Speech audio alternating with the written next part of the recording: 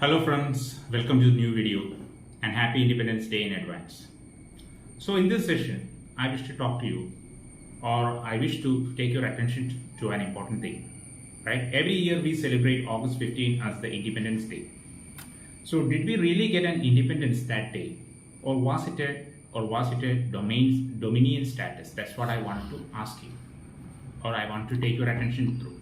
First of all, I will tell you what dominion status is. See, if you look into the history from International Congress from say 1906 onwards, they were not initially eyeing for an independence or not initially pushing for an independence, rather a dominion status. Dominion status literally means like technically the country will be under the crown. That means the head of the state will be the British monarch or the British queen. It could be king or the queen because during 1906 there was George V who was the emperor and lately it was Queen Elizabeth II. So in the initial phases, it was in the dominion status. It means right head of state will be the British monarch, defense, foreign affairs, communication, currency, and these things will be handled by the British, and rest there is going to be handled by the Indians. That was the dominion status.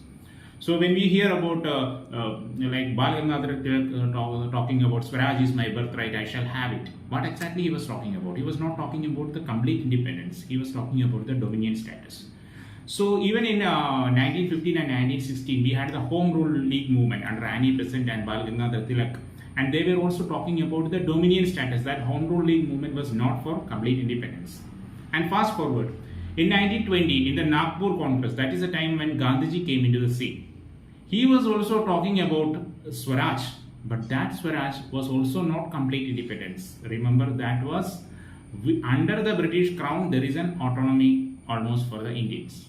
And in 1922, the Gaya session, it can be said like it can be either inside or either outside, but still not complete independence. And the complete independence as a whole was exposed by the Indian National Congress in 1929 Lahore session, where they had the Purna Swaraj resolution. And that is the time when they even celebrated Purna Swaraj as for complete independence. That means completely away from the shackles of the British Commonwealth and the Queen. And they celebrated Independence Day on January 26. That's the reason why we have our Republic Day as January 26, 1950. Now, fast forward, let's see why August 15 was selected as the Independence Day. And did we actually have a real independence or did we get a dominion status? See, first things first, August 15 was selected as an Independence Day for India. By whom? It was by Lord Mountbatten. Why it was August 15? Because he was the supreme commander of Allied forces for Southeast Asia. And to him only the Japanese surrendered themselves in 1945 August 15. So that day was an auspicious day for him under his career. That is the reason why August 15 was selected as the Independence Day for India. And if you look into the Indian independence, it's not like we have actually kicked out the Britishers and we got independence. It's not like that, because Indian Independence Act was actually passed in British Parliament on July 1947. It was rushly passed through by through the House of Commons and all in the British Parliament, and we got the independence.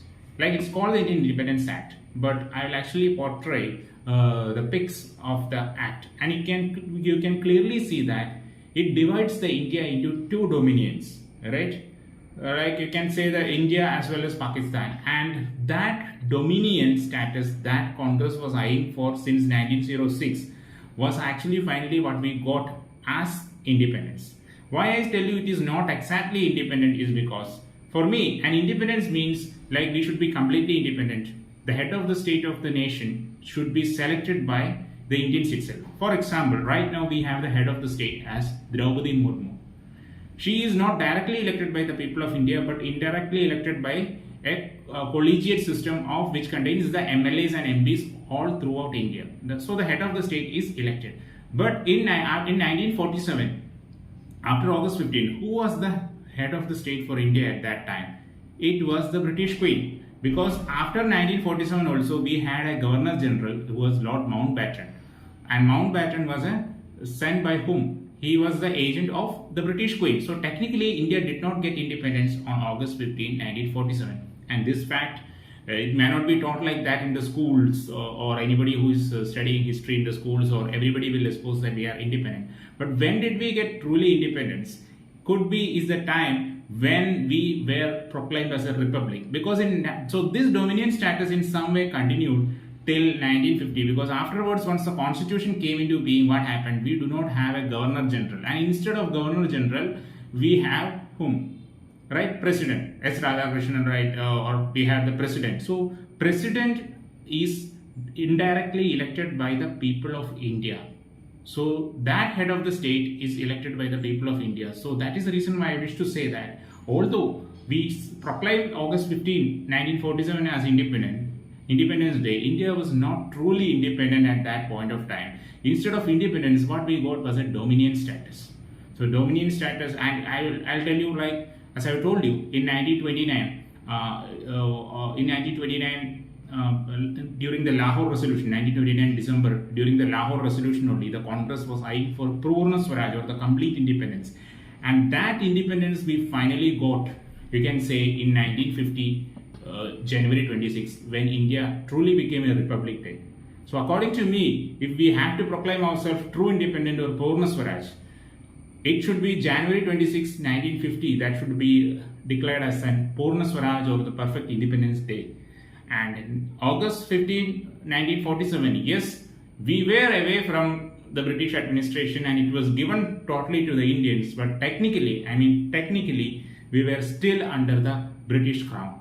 So this is one thing that I wish to tell you about our Independence Day and why we remained a dominion status. We were under a dominion status for around 3 years more, and when we got a kind of a complete independence, and what is the significance of January 26, 1950, when we had a constitution came into the being, and the constitution described the powers of the president, and that president replaced the governor general.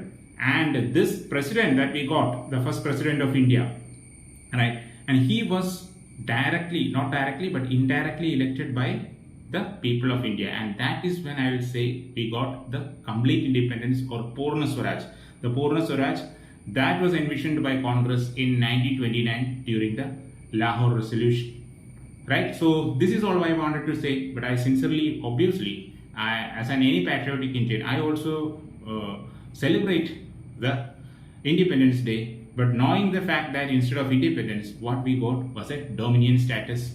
Thank you for listening to me, and stay tuned for more videos. A happy day ahead. Thank you all.